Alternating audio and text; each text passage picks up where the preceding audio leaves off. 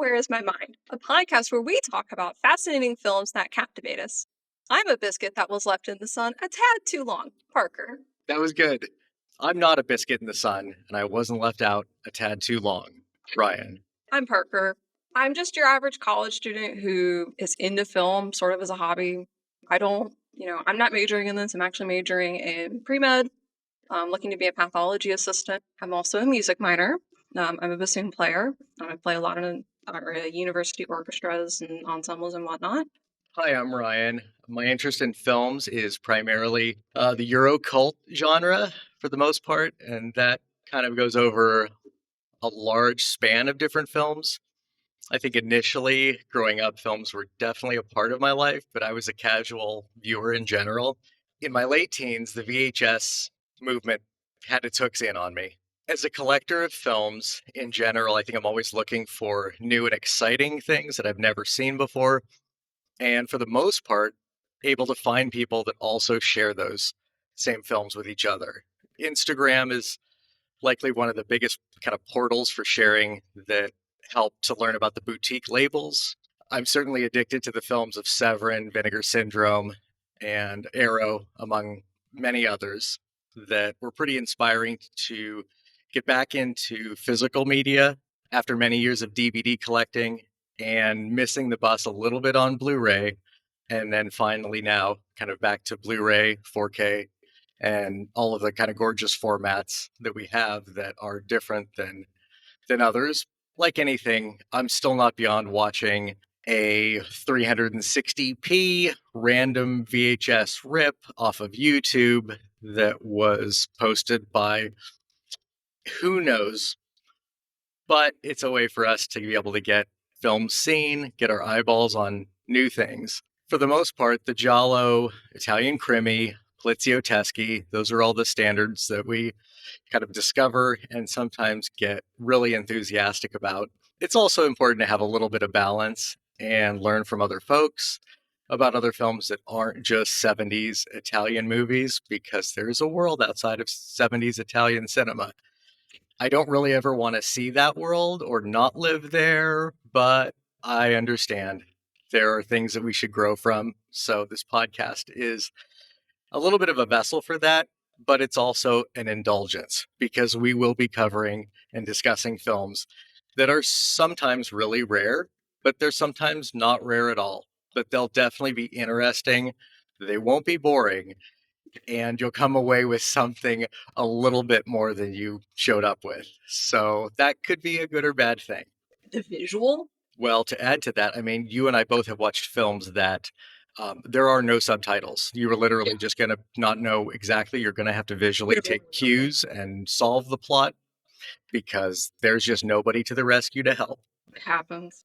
And then like you said with physical media, I don't have like a ton. Like I have a very small DVD collection, but just because I'm like kind of constantly in a state of transition, uh, it's just very hard to keep a large collection. But like, I fully support like high nice, Blu-rays and whatnot. And I do love, the boutiques you mentioned too. So Well, and now we have commentaries, featurettes, all those yes. extra kind of goodies that make it all the better to support and enjoy because some of them are friends of ours. And Yes. it's good to keep that going. And, but some of us have made mistakes. Like I threw away roughly 800 slipcovers and cases because I just didn't like the look of the clutter.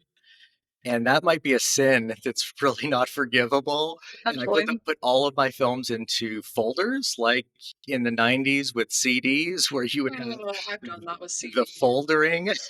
Yeah, I've done So that. It's okay. now it's built back again with cases, with actually staring and picking up physical cases to then put a movie on. And it's nice to have the artwork and all that good stuff. Be able to I'm find not so it somewhere. Yeah. Sometimes the cardboard is really dense or it's really thin, and I have no interest in cardboard whatsoever. But other people really do have an interest in cardboard. But it's a pretty pictures are nice, and the artwork is fun. The design that goes into all of that, but the films kind of always come first because that's That's sort of the reason for the experience. Do you want to talk about some of the friends we have on other podcasts or like any influences that, we've had to not only get into like genre films, but also just to start talking and sharing our love for this? Yeah, I have a absolutely. couple. Yeah, I mean, the first one, of course, is sort of our origination story Yes. of unsung horrors with Lance and Erica. Yes. Um, every year they do Horror Gives Back, which folks participate and kind of donate what they want per day or by the month. That supports Best Friends Animal Society, and they do adoption and no-kill shelters for animals. So it's kind of one of these things that we had been listening to the podcast and so forth, and mutual friends and whatnot, and then that event, as well as the June exploitation event, also brought a lot of different folks together via Instagram, and then as well their Discord. Discord. Yeah. Yeah, their Discord is fun, and so it really we get kind of active for those events, especially because we're comparing letterboxed lists and other fun stuff that kind of gets everybody in the sharing spirit and discovery mode. So, It's really, yeah, it's like just, it's nice to see there's a community out there for this sort of thing. It's always very comforting and to like have people kind of guide you along because if you're like me, you haven't, I have just because of my age, I have not seen everything. I'm still trying to get into new genres and whatnot. And it's like really, it's really nice to like know people who are well versed, but like, they won't spoil things for you. But I'm only just now getting to it. but if there's actors that you like or it's somehow tied in, if it has Udo Kier as an actor, I hear Yeah, that's I've heard probably a of. positive Very, very, for very you. unfortunately, yes.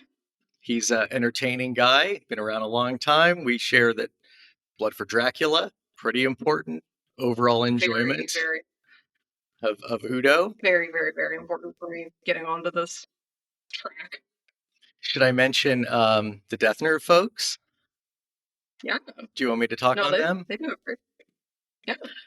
The other podcast, as well as Discord, and it's fairly lively. That's an understatement because there's a lot of folks that have a lot of different discussions from Lots of fun. It's extremely it's very colorful at times, but it's very informative at other times. yeah. There's high art, but there's also discussions of like clown related things. But anyway, that's Twitch of the Death Nerd podcast. Sam and Charles, they've been doing their podcast for quite some time, and Yes. Sam's writing commentaries, features. Hey, she works for Vinegar Syndrome. She knows her stuff. She suffers no fools, and is one of the most wonderful and direct people within film circles. And Charles, like, he's the sweetest guy. He's the heart of the operation as well, because that guy is absolutely positive and hardworking, and he goes after every interest he has with a lot of passion. And so they're another podcast that we have really enjoyed and made a difference because they bring a positivity that's um, not always there, and they're not full of themselves. They're ready to have a good laugh at their own expense. Yeah. Sometimes it's even Eric Roberts films. Um, so hey, there's no uh, there's no real boundaries in the best way because they just do what they enjoy. I think the other podcast I at least like personally want to mention is I Hope You Suffer with Nathan, Kit, and Katie. I mean, at its heart, it's just three friends on maybe what they consider to be like this Z tier podcast. But you can tell there's like a lot of heart and soul and hard work put into it. At the end of the day, it's kind of what like this should be at its heart, which is just people enjoying themselves and having fun and you know and they've been incredibly kind to me and got me to this thing. It has led up to this. So I'm like very grateful for them. They're a good standard and role model to follow Yeah. after, and they have a hell of a good time. Yes. Oh, yes. So, one topic is our favorite actors, and I have my strange favorites that I get obsessed about. Parker, Udo Kier, and there's a lot of other ones too. So we'll just So just we'll talk about that as we just get to gonna it. mention that one, right? Because Udo's important. It's so important, so painfully important. Mine are like It gets they're like 20% of each amount of love you have for Udo. So they're not quite comparable, but if you add them together, they start to get close. And one actor is Kurt Robb, and he was known for his films um, with Fassbinder.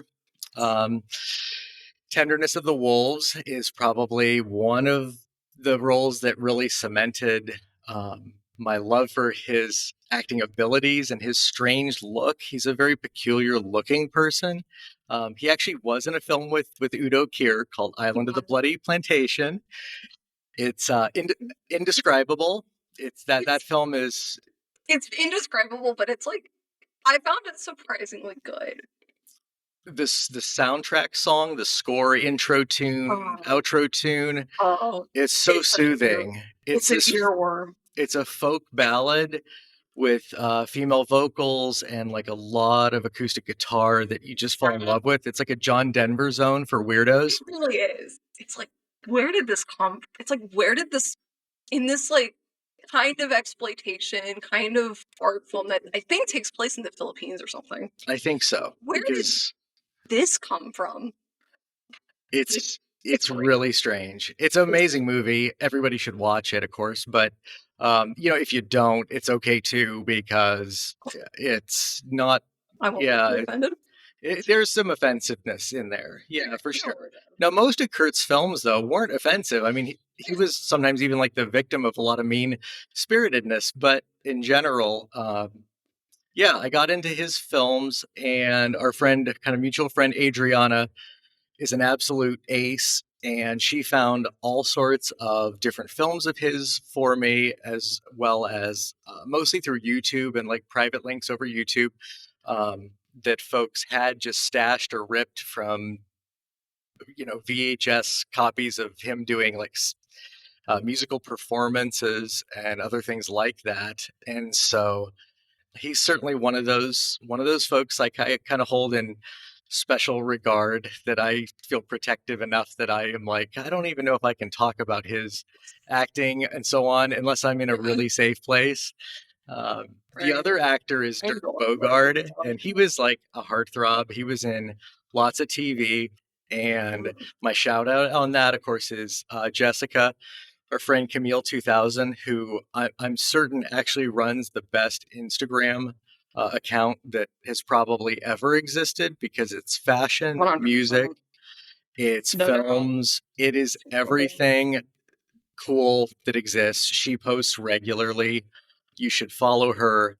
It will change your life. Your capacity in your phone will get punished because you'll be screen capping or taking notes, and you won't catch up. You're not going to catch up with the amount of neat stuff that she shares, and she does this like just out of her own interest, in a way, academically, of the arts in general. And Mhm. so it's a thank you to her, of course, because she really, her love for Dirk Bogarde is the most I've ever known. And so, aside from certain biographers or authors, and the last one is Kenneth Williams. He's one of the strangest comedians that deals with accents quite a bit. British fellow, and was famous for the Carry On series of films. And there's 31 of those films, which is entirely too many It's mind blowing. for any series over the course of 25, 30 years. But Kenneth is like high camp. He Yeah. is all camp all the time. And if you're not into that type of comedy, that's okay, because he might not be your cup of tea at all. I find him highly amusing, where I'm laughing out loud, and I can't explain all of that. He's But very fun to watch too. he's amusing. He's He's just very great. visual, as well as Yes. his accent work is Yes. impressive. Yes. And Very impressive. as Americans, it is like we don't really. we have a limited amount of accents. So They when we really need do. more, we're crossing the pond. We've got to go. We've got to go elsewhere to find amazingly um, neat accents that give us a laugh. So his comedy chops are kind of up there. Yes. I think for my favorites, of course, as we've mentioned, Udo Kier, you know, he's very important for me getting into this. But I mean, damn, he's just good. It's like, but like his work, because he's got like well over 200 letterbox credits, almost 300 IMDb credits. He's done pretty much everything. He's been working for 50 years. So it's hard to not find. It's hard to like not find things you're interested in his filmography. I always tell people like you've probably seen something that he's in, and you just haven't recognized it. Well, Or, his like you his haven't like eyes. Once you see his eyes, you'll never not see them his again, voice. or his Like I voice always as tell well. people in my generation, did you watch Scooby Doo Mystery Incorporated? Because he plays like the main villain in that. He's like a recurring character, and he's fucking terrifying. But like you've probably seen him somewhere. Uh, I think another one of mine would be Jeffrey Combs. Again, huge for me getting into just the horror genre. Many of us know him from Stuart Gordon's work, maybe from Star Trek, maybe some voice acting work, but he's also like kind of campy in his own way. Like I've never seen him not give 100% in a role. Like even if it's some terrible, direct to cable television film, he's always like giving it his best. And he's usually the most enjoyable thing about the movie, even if he's on screen for like 5 minutes. So Both of them also kind of get pigeonholed as almost character actors they because do. they're so good at being Udo. They're so good at being Jeffrey Combs. Yeah, And so for sure. sometimes there's that enjoyment because we come to really love them as they portray um, Some slimy bastard. yeah, yeah, and you grow to Yeah, you're like, okay, that's what my expectation is. So when they break out of that, I mean, I think yeah, that's really where it gets interesting and a little bit more fun, even though we love them in yeah. certain It roles. feels weird if they're not like this weird, crazy person, but like it's like all but like they typically do very well in like everything. So it's very fascinating. And then my final pick is Audrey Hepburn because I do have a very, very soft spot for like classic movies because I did grow up on quite a bit of it and things of that era. So I always love seeing Audrey in, pretty much anything she's in. I know she really doesn't have like a very large filmography, but she's wonderful. She's an actor I'm not terribly familiar with, which is really Mhm. astounding considering TCM is pretty regularly my Yeah. go-to. But slowly I'm discovering her Yes. films. With your recommendations, I'm in to try them out and so Yeah. forth. I think Charade might be my favorite of what I've seen from her.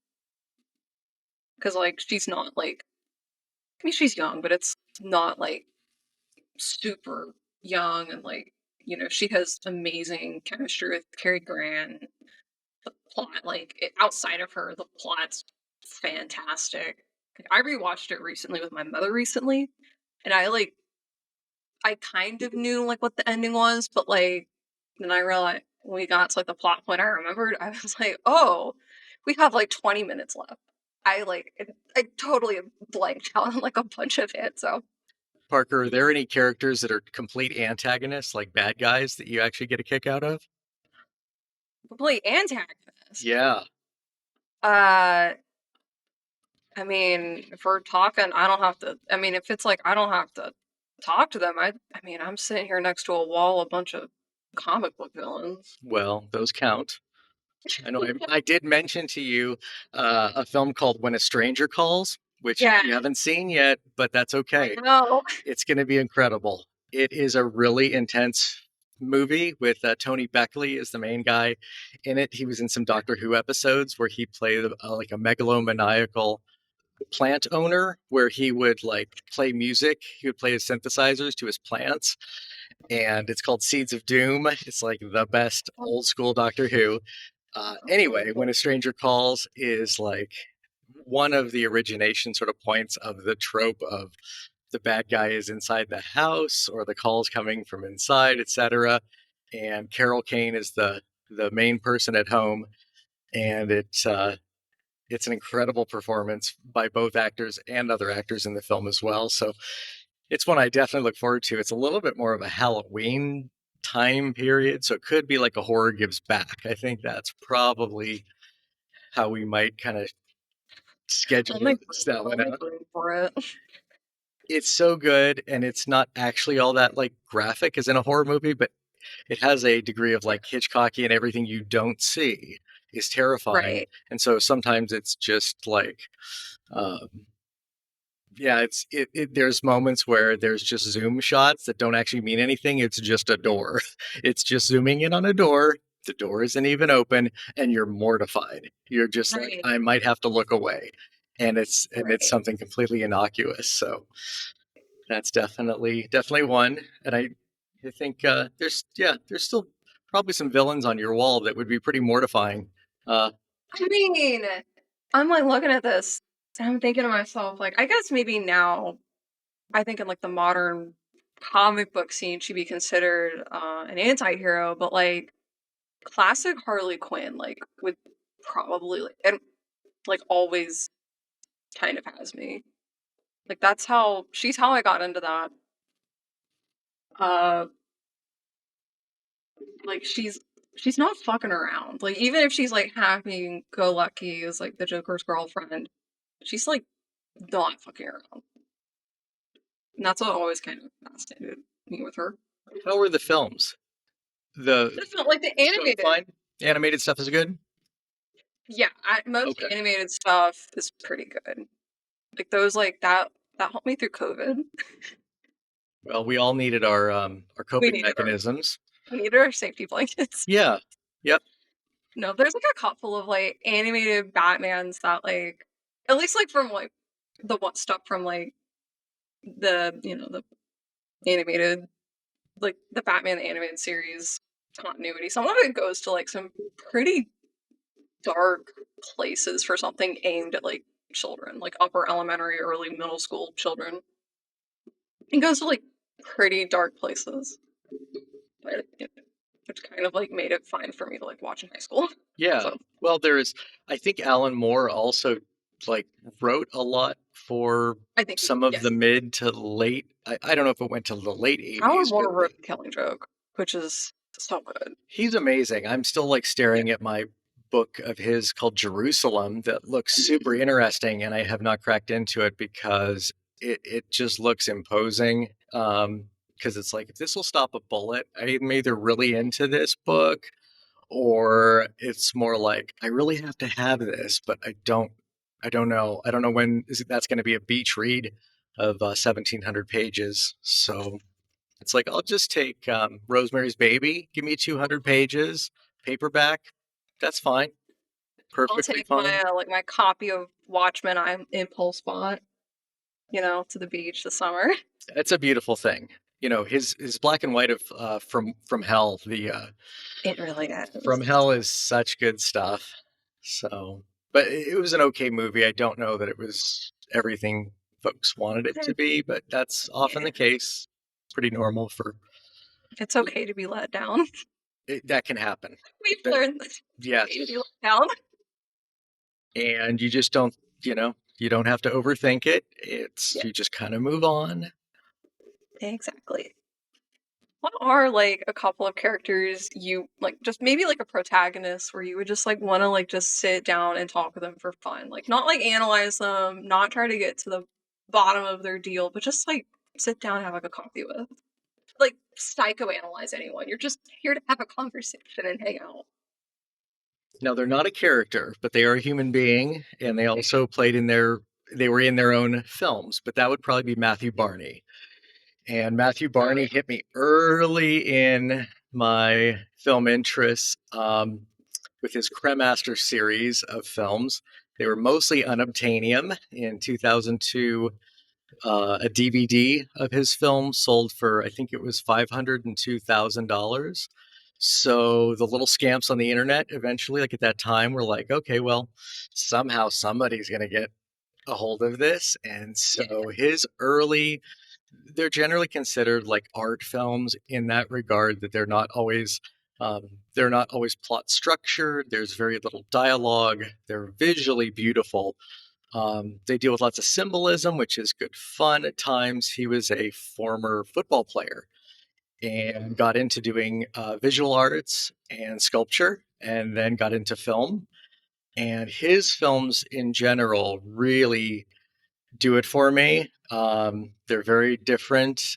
And I think for the most part, his personal life kind of came to me later to find out that he married Bjork, the kind of famous singer musician and Yes. so forth. And that Yes. did not work out. And Oh, that's a bummer. That's too bad. But, folks move on. And he's yes. still active and still making films, the ones that involve like Japanese whaling expeditions, and he's doing sculptures out of like uh, blubber and other like materials. Those kind of gross me out. They're a little bit more challenging. Yeah. But when he does films that have things to do with architecture and buildings and movement and so forth, those I always gravitate toward.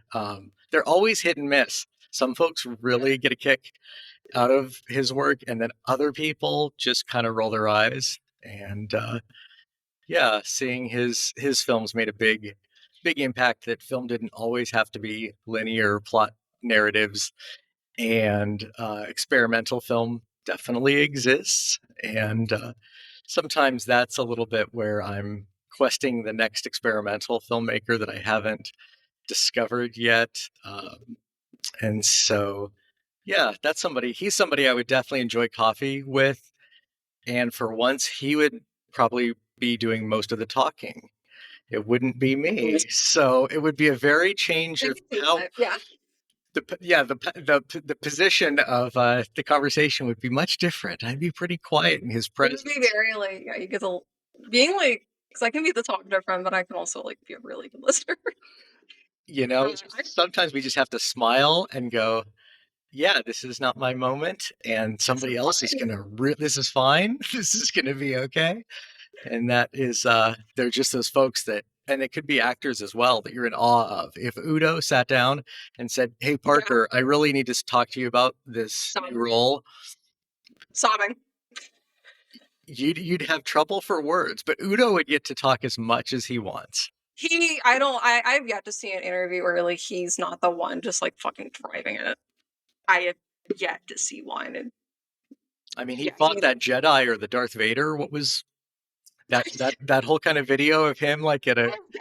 Comic Con? Yeah, where it's Udo Kier fights There's a the video of convention. him out here. I think he's got to be like intoxicated or something. Where like he was like pretend fighting with a fucking stormtrooper, and the stormtrooper wouldn't like hold the gun up to him.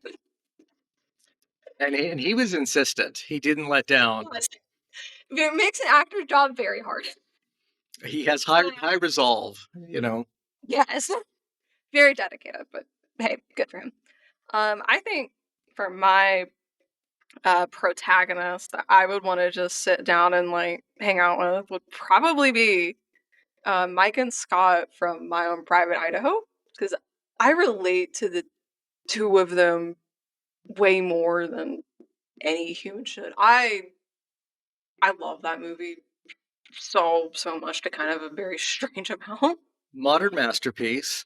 And Yes, Gus Van Sant earns every bit of credibility that and positive wonderful. praise. He's done many other He films. That stands yes, out. 100%. Mike's this like they're both Mike is played by River Phoenix. He's this very they're both kind of both Mike and Scott are kind of lost in their own ways, but they come from very different backgrounds in that. Mike kind of grew up without like a great home life. There's some stuff about like his parents that's revealed kind of towards the middle of the film. He's on the streets working because he has to, because that's the only way he has to survive. And he's kind of growing feelings for Scott, which is really hard to watch because Scott says, he at least insists that he does not reciprocate those feelings. Scott is played by Keanu Reeves, and he comes from like his dad's the mayor of Portland. So he comes from like a very like upper middle class family, and he claims that like when he turns 21, he's gonna get his father's inheritance and like he's gonna ditch the hustler life. And that he's all doing it for fun and like to show that like he can change and all these like very interesting things. And it just I relate to the two of them so much, and like it's a very heartbreaking film, but like it has its moments. First like actual episode is my pick. It is the 1996 German film United Trash, which does star Udo Kier, and you've probably never. I'd be willing to bet most people who have like seen him in shit, they haven't seen him like this in this disgusting, crazy, extremely political, offensive film that like I was so I'll probably talk about this in the episode, but I was so green when I watched it that like about 20 minutes in, I had to take an hour walk to like process. I thought you were going to Like, say that nobody's ever seen him in a blue beret, well, because that's also factually if you've correct. seen him in a blue beret, it's probably because of me. I'll take that credit. Thank Okay, you. that's accurate. Anything involving bananas. I'll put that there as well. Ugh. It's a very shocking film, but it did get me interested. It didn't leave my head for like a month. And this was during October, so I'm doing horror gives back. I'm like mentally preparing for Halloween, whatever. And it still fucking lives there. And I'm like, what do I need to do to get it out? And so like I sat down, took notes on it like about a month later, and I was like, it makes sense. And I kind of went down the rabbit hole of the director, Christoph Schlingensief, who had a very fascinating career that started out in film and avant-garde filmmaking. Because if you try one Christoph film, it just leads to You more. have to try them all. You have to try them all. That They all is, make sense. Like you put them in order, it's like, all right, this makes sense. with titles like A German Chainsaw Massacre, for instance, it's really it's promising a lot. Now, it could have been called anything else, and it's still a really fun, entertaining film. But if you bring in the Chainsaw Massacre part, you are just You pandering. shit. You're throwing catnip that anybody of general horror interest is going to go, wait a I mean, second. granted, he's not everyone's taste. Like I know some people kind of view him as like, oh, he's like just being like edge lordy. He's like a try hard, but like it clicks. It clicks with me and you, I think. And I think we rewatched it recently, and we were like, yeah, this is fresh. Let's talk about it. Well, Christoph's work definitely has that, and nobody quite does the Nobody. assertive nature that he takes. Yes, And it's not that he's abusing the audience that's watching fully. I don't he think is. sometimes he might be. Yeah, he is. Absolutely. There are times that I'm like, please stop. I mean, I kind of root for what he's doing, but then at the same Yeah. time, I also feel like I'm a victim. So I'm hurt. I'm deeply like, I'm a victim of watching so many Schlanzy films. because you Just feel like a survivor sometimes. You yeah, get a bit of it's like the, after something that's like very high energy, you just like you can't binge him because it's like you'll be so tired by the end of it. broken, just Just broken yeah, emotionally. There's just not, you're like I can't remember any of what happened. Move and do the on. next gig and go, well, that was strange. That was different. Like, cool. That's what next. That's what our first episode will be on, and I'm very, very excited to talk about that. So, Because we're starting off the podcast with one of the most irreverent and crazy films that's ever been made. And it's strange because it's only out by like one German distributor at this yeah, time. it's pretty So much. Yeah. It is So it's a not really talked kind of a about. film that if you wish to watch, you will have to look places. Places has it. But Yeah. otherwise, it's yeah, something you might want to watch a trailer of sorts or a clip The from, trailer you the know, trailer for it is on YouTube. There's a couple of scenes, and they're fine. They pick up the vibe of it pretty well. They don't spoil it. good, You get the good. vibe. Like, I showed it to a friend, and he looked at me and was like, "Parker, I did not have a headache before watching that." It has had some mal effects on some folks, perhaps, but in general, the laughter outweighs the offense that Christoph Yes. does. So there's a lot of satire that goes on. There is, It gets deep. it does. It It gets, gets deep. Like, but there's Blue Beret and there's Udo Kier and other actors in the film that sort of save the day, even yes. though it's We don't ever want to see them do that again. no, no, no, no. We love the It's like, all right, film, love the film. However, perfect. Perfect. it Wonderful. Please only don't do that again. it fits in one place. It's not to be Yes. repeated. Well, thank you all for listening, and we hope you come back for our first episode. Until then, see ya. Goodbye.